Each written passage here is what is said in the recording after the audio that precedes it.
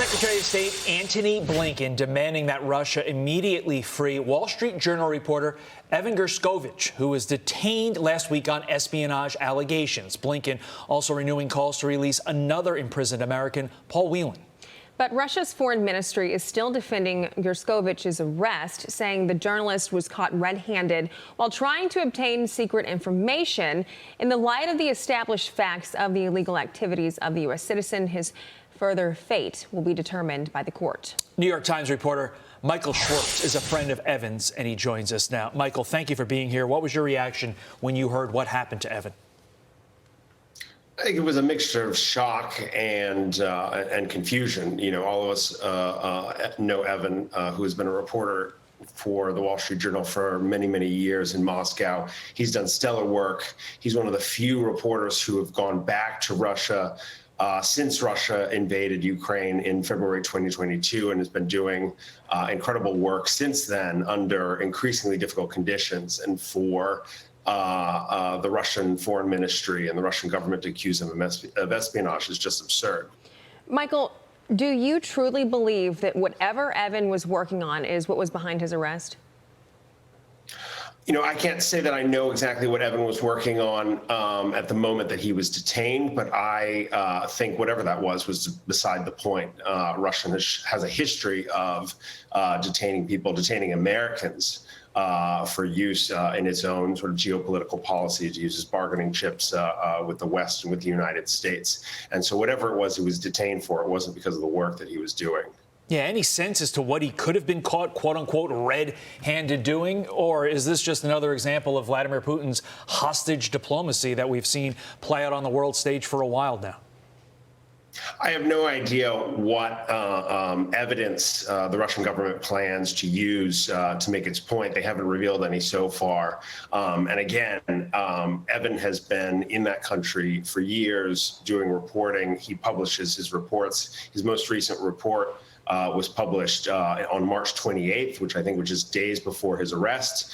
And so there's nothing to these allegations. The Russian government has provided no information about these allegations. They've kept him hidden away in a prison in Moscow without providing any information about his condition or what it is that he's up against. So what did you make of the State Department demanding the release of not only Evan, but Paul Whelan, their release from prison? Do you think the United States carries any weight with this? I think the United States is going to have to open up whatever avenues it has to communicate with the Russian government and try and negotiate the release of both Evan and Paul Whelan, which I know they've been trying. In Paul's case, I know they've been trying to do for years now. And if you'll recall, there was another case of the basketball player Brittany Griner from earlier last year, and her release was negotiated. And so unfortunately, we're seeing this story repeat itself again in Russia with the Russian government seizing Americans and trying to use them as bargaining chips. Evan, of course, works for the Wall Street Journal. Here's the Wall Street Journal editor-in-chief on the call between the United States and Russia. The fact that Secretary of State Antony Blinken spoke to his counterpart today is hugely reassuring to us. We haven't been able to get any messages to him. We haven't heard anything from him. There's been very little official information. What the Russian authorities are saying is utter nonsense. Michael, knowing Russia as well as you do, how does this all end?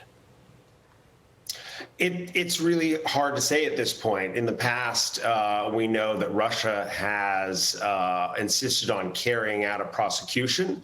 And since this is an espionage case, according to the Russian authorities, this prosecution and a trial will be held behind closed doors. We'll probably know very little about it.